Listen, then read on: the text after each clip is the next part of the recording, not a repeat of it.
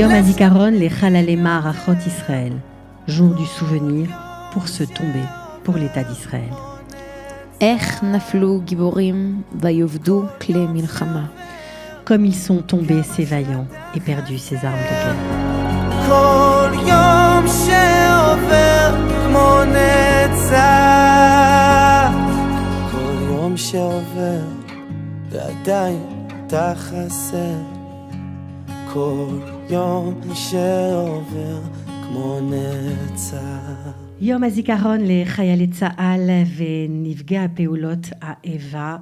C'est une soirée incontournable lorsqu'on vit en Israël. C'est une soirée pendant laquelle on est soit arrivé à notre radio, soit arrivé aux écrans de télévision. Mais quand on ne parle pas l'hébreu, on passe parfois à côté d'une page d'histoire de notre pays, d'une page, en tout cas, qui fait partie de nous, de tous ceux qui vivent en Israël. Donc on s'est dit sur Studio Kalita qu'il serait bien pour ceux qui viennent d'arriver, et bien de leur faire sentir que oui, ils font partie du pays, même s'ils n'ont pas encore l'hébreu, et de pouvoir en parler en français, de pouvoir vous donner à entendre des témoignages de gens qui ont connu des soldats ou des soldates qui ont disparu. Alors, Revaya Bloom, tu es venue aujourd'hui pour nous parler d'une amie qui est avec toi à l'armée et qui est derrière toi et derrière moi en photo. Comment elle s'appelait? Mon amie s'appelait Hadas Malka. On était ensemble à l'armée Mishmar HaGvul, Magav, en août 2013.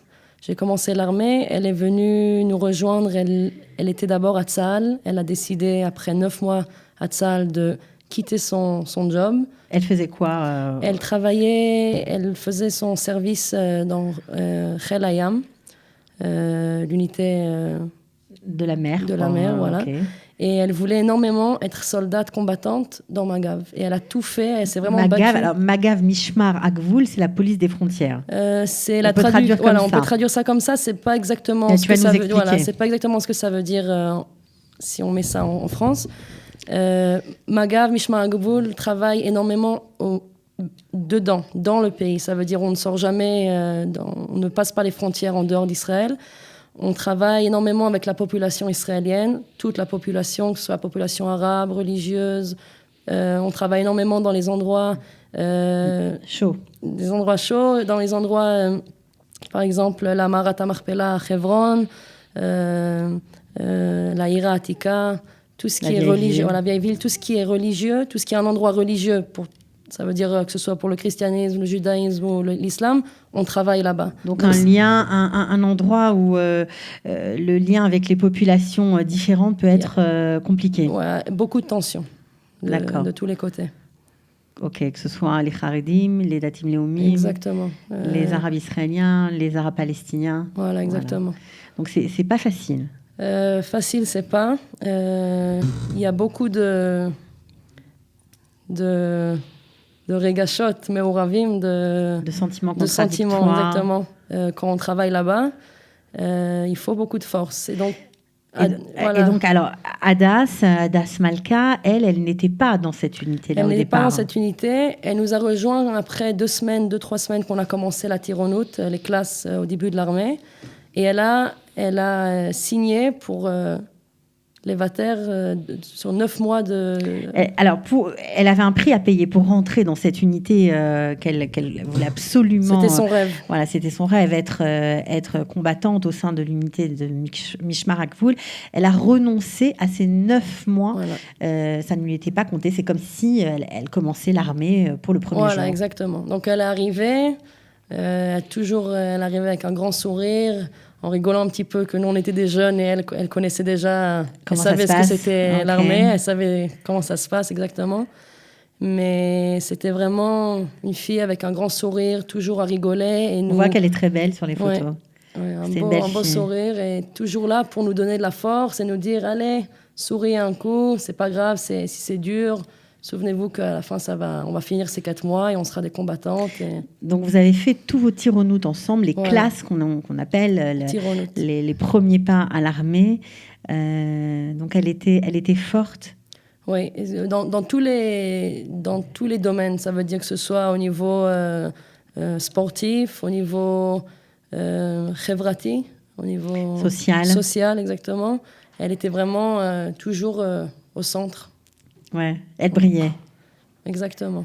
Ouais. Alors, c'était pas une très proche à vous, mais vous étiez... je pense que quand on fait les classes, on lit quand même des amitiés, alors plus ou moins proches, évidemment, en fonction des affinités, mais il y a un lien qui reste. Il y a quelque chose qui se crée à l'armée, je pense, dans tous les domaines de l'armée, mais à Magav, Mishmar HaGvul, on dit vraiment Mishmar HaGvul, c'est une famille. Ça veut dire quelqu'un qu'on ne connaît pas forcément, quelqu'un qui juste fait le même service que nous. On a toujours un lien de famille avec lui. Donc, oui, on n'était pas des amis très, très proches. Après, quand on a fini les classes, chacune est allée dans un autre domaine. Moi, j'ai fait un cours de Mefagdim. Elle était dans une unité qui travaillait à Jérusalem. Mais on était toujours en contact, ça veut dire... Vous avez un groupe WhatsApp où vous parlez? Un groupe WhatsApp où on se parlait, ou alors des jours où on se retrouvait à travailler ensemble, ou dans des soirées qu'on préparait pour Mishmar HaGvul, on se revoyait souvent. Alors, où vous étiez lorsque Hadas a été exécuté sauvagement par un terroriste? Ça s'est passé le 16 juin 2007. J'avais déjà fini mon service après 3 ans. Hadas avait signé pour continuer encore une année supplémentaire. Et elle devait finir cette année supplémentaire. Elle avait déjà commencé à préparer elle-même son voyage après l'armée. Donc j'étais vers la Vous étiez en contact avec elle vers la fin? Elle vous avait demandé des conseils? Alors justement, une semaine et quelques avant qu'elle soit assassinée, on parlait toutes les amies, chacune envoyait une photo de quelque part. J'envoie une photo du Madagascar où j'étais au même moment. Et elle m'a dit... Kiffe ta vie, en quelques mots, et amuse-toi, et on se reverra quelque part dans le monde. On se verra. Et une semaine plus tard, elle a été égorgée. Alors, c'était un gros choc pour vous? Oui, assez. Surtout de découvrir ça, tout d'un coup, c'était quelques minutes avant Shabbat. J'ai allumé mon téléphone après 5 jours sans réseau, et je vois 150 messages dans notre groupe WhatsApp. Donc tout de suite, j'ai senti que c'était quelque chose de pas normal. Surtout que c'était une période où il y avait tous les 2 jours un attentat quelque part. Donc j'ouvre mon téléphone et je vois un attentat à Jérusalem, porte de Damas, Shar Shrem. Une soldate a été grièvement blessée, elle a notre âge. Et voilà, après quelques messages, je découvre son nom. Et je découvre que les filles disent déjà qu'elle n'est plus de ce monde. Donc c'était un gros choc. Je pouvais pas imaginer que je découvre ça comme ça. Donc j'ai parlé avec une de mes anciennes Mefagdot de l'armée. Elle m'a dit qu'effectivement, Hadas a été assassiné par un terroriste. Donc c'était un très, très gros choc. Déjà d'être loin du pays, de vivre ça très loin de la famille, de vivre ça loin des amis. Vous avez suivi son enterrement sur WhatsApp? Motzei Shabbat, j'étais sur une vidéo, mes amis ont filmé, donc j'ai vu tout l'enterrement, j'ai entendu les discours, la famille, tout ça de très loin. Alors, tout ça de très loin, mais ce qui n'empêche que ça vous a touché au cœur vraiment. Et vous avez fait ce que vous aimez le plus faire dans la vie pour lui rendre hommage. Vous lui avez écrit une chanson. Voilà, donc dans les premiers jours où elle a été assassinée, j'ai commencé à écrire quelques paroles qui parlent de l'entrée du Shabbat. Comme on dit, quand on fait les prières de Shabbat, on dit Shabbat Amalka, la reine de Shabbat. Donc j'ai ressenti que c'était elle, la reine du Shabbat, qui n'est pas rentrée, qui est pas rentrée au Shabbat, à l'inverse, qui nous a été prise. Donc j'ai commencé à écrire des paroles, et quand je suis rentrée en Israël et j'ai repris ma guitare, j'ai écrit la musique qui allait avec. Ouais, alors c'est très émouvant d'évoquer la mémoire d'une jeune fille qui a donné sa vie pour nous protéger, nous tous. Lorsqu'on fait son alia, qu'on envoie aussi ses enfants à l'armée, c'est aussi une dimension qui est difficile à prendre en compte, mais on est aussi fiers de le faire. C'est très touchant de la voir, de l'évoquer, et c'est très touchant aussi parce que cette façon de rendre hommage, de se rappeler la mémoire de ceux qui nous ont quittés en chanson. C'est une tradition en Israël. C'est aussi pour ça que vous êtes là. Vous n'êtes pas encore une artiste très connue, mais je vous souhaite de le devenir. Mais vous avez répondu à une tradition, ça s'appelle Sharim Lezichram, chanter en leur mémoire. Il y a aussi d'autres projets qui existent, et là c'est plutôt des chanteurs très connus. Ça s'appelle Od Meat Nafor Leshir. Vous pouvez nous parler de ces deux projets ? Alors, au niveau de Od Meat Nafor Leshir, ce sont des paroles que des soldats ont écrites. Il y a même des chansons qui ont été écrites de paroles de soldats de la guerre de Kippour. Ça veut dire que ça remonte à des années de maintenant. C'est-à-dire ce sont des soldats qui écrivent des textes. Ont écrit des textes, que ce soit des lettres à leur famille, des lettres d'au revoir, ouais. Ou des sentiments qu'ils ont ressentis pendant la guerre ou avant de sortir pour la guerre. Et ce sont des paroles qui ont été retrouvées après leur mort. Et la famille donne ça à des chanteurs. Et les chanteurs créent une chanson avec ces paroles de soldats Ils mettent décédés. Les paroles de ces soldats qui ne sont plus là, qui sont décédés, en musique. C'est une façon de les faire continuer à vivre, pour moi. Je vois ça comme ça. C'est des soldats qui ne sont plus avec nous, mais on entend leurs paroles et on vit avec eux des moments qu'ils ont vécus juste avant leur mort. Alors, Sharim Bezichram, ou Sharim Lezichram plutôt, c'est aussi un projet du même style. Voilà, donc Sharim Lezichram sont des chansons qui ont été écrites. Malheureusement, on a beaucoup de raisons d'écrire des chansons comme ça en Israël, des chansons sur des soldats ou soldates qui ont été tués. Il y a des chansons de toutes les années. Mais là, pour le coup, ce n'est pas des paroles des soldats, ce sont des artistes qui écrivent ça. Voilà, exactement, des artistes qui ont écrit des chansons. C'est relayé par Galei Tzahal, évidemment, voilà. La radio de l'armée, où on entend pendant toute cette journée du Yom HaZikaron des chansons de ce type. Et ça fait vraiment partie d'une tradition magnifique israélienne. Et c'est pour ça qu'on voulait la faire partager à vous, qui êtes peut-être nouvellement arrivés en Israël et qui ne connaissez pas du tout cette partie-là d'Israël. Ouais, c'est une façon de la découvrir. Alors, évidemment, vous avez écrit ce texte. On va d'abord vous écouter, puis après, on parlera de la chanson. Est-ce que vous voulez bien nous l'interpréter? Vous l'avez fait... Je l'ai fait ce matin à Galei Tzahal aussi. Ouais. Alors, pour Hadas, je le fais. Alors, pour Hadas.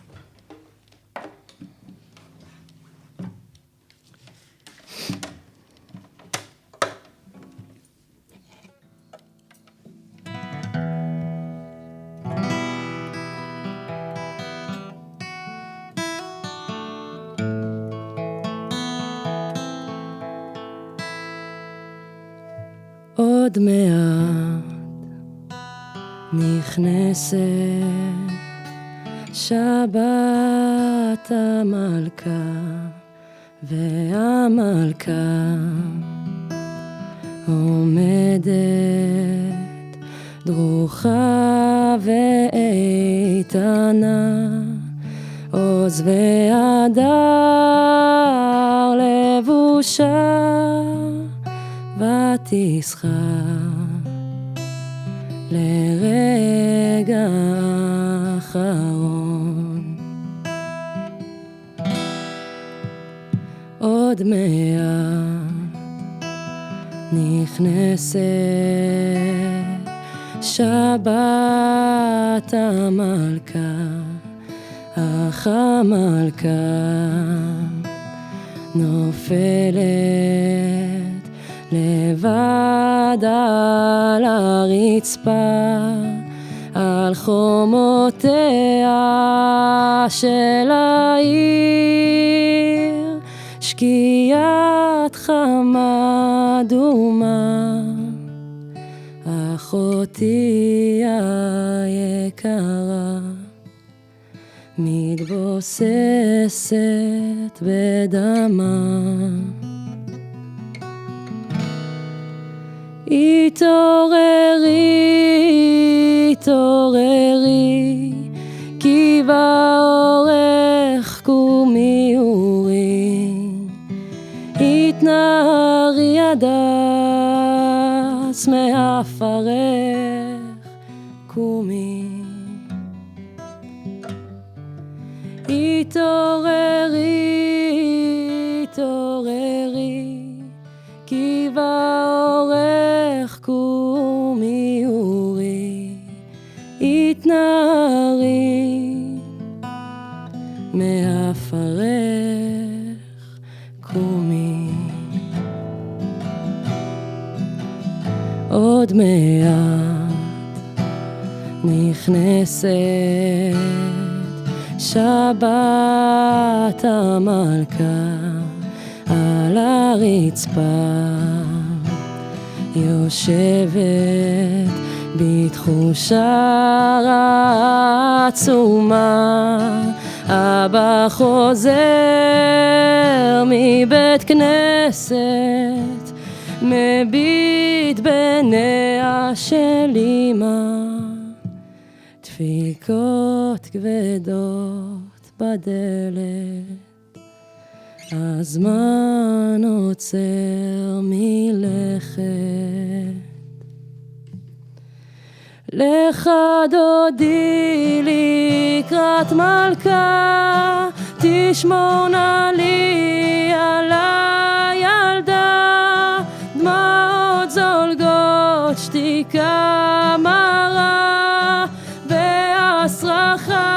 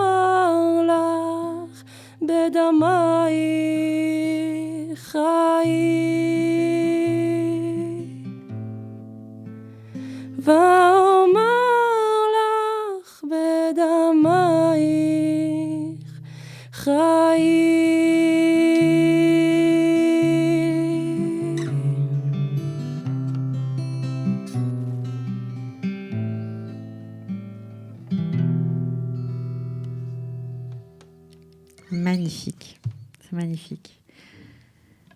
Est-ce que tu peux nous traduire les derniers mots de la chanson? Les derniers mots sont pris d'un verset de Yecheskel qui dit « Vaomar lach bedamai chai » et je te dirai, dans ton sang, tu vivras. C'est des paroles qui décrivent, qui parlent de Am Israël en fait, du fait que Am Israël a toujours été dans une situation où on essaye de nous tuer, de nous faire détruire de ce monde. Et il nous dit, je passerai devant toi, va'avor ve'erech mitboseset bedamaich, je passerai devant toi et je te verrai étalé dans ton sang et je te dirai, tu vivras dans ton sang.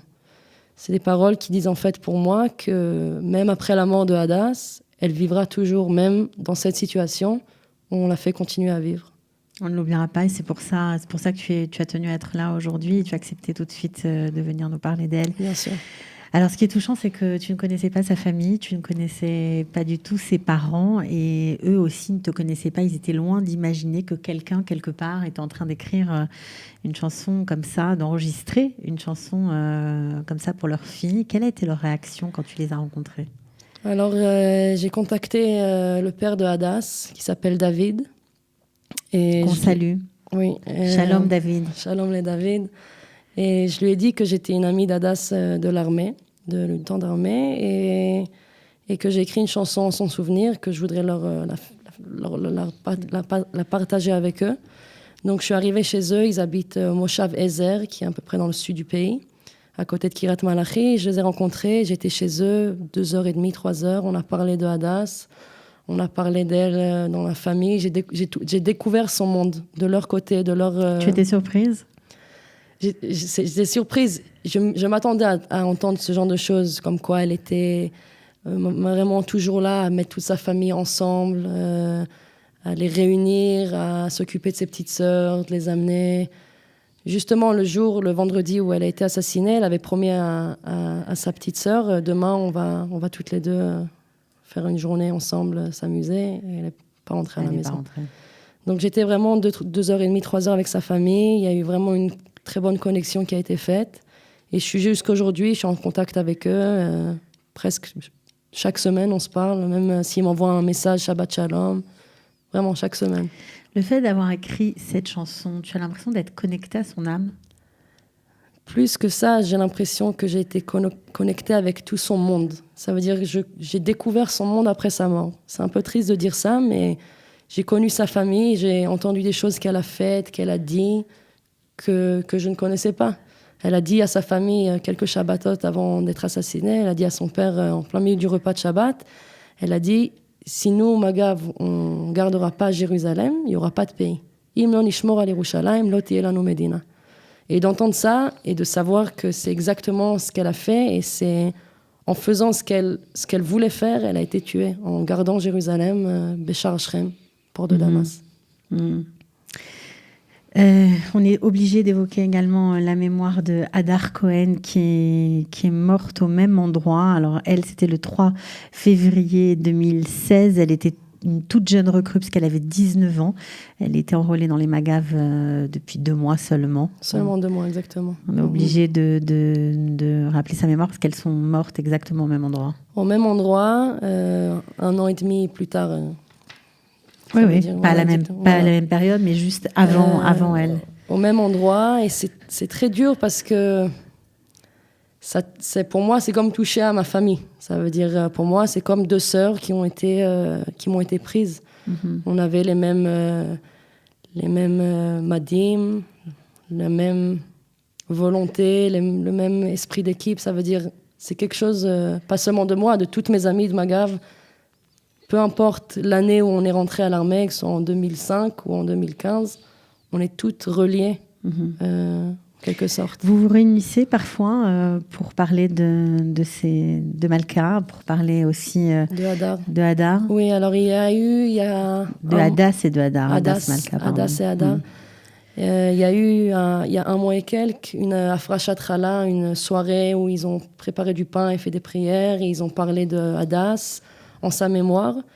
Et il y a encore quelques projets qui sont en train de se faire. Le 7 du mois prochain, ce sera les 11 mois de Hadas, qui est 11 mois qu'elle a été assassinée. Donc on va aussi toutes se retrouver, toutes les amies avec la famille.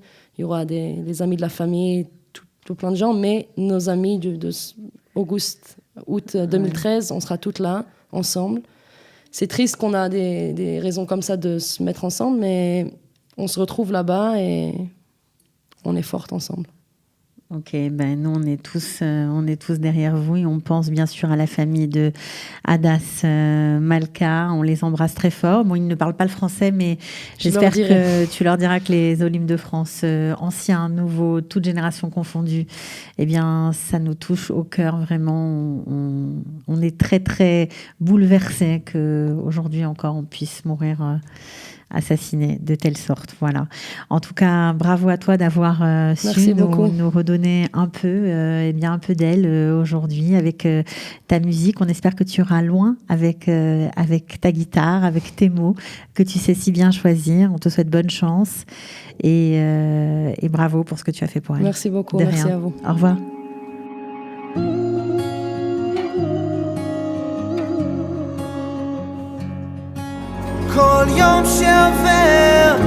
Yom Hazikaron le Chalalema Arachot Israël, jour du souvenir pour se tomber pour l'État d'Israël. Ech naflu giborim vayovdu kle milchama. Comme ils sont tombés ces vaillants et perdus ces armes de guerre. Kol yom she'over kmo netzach.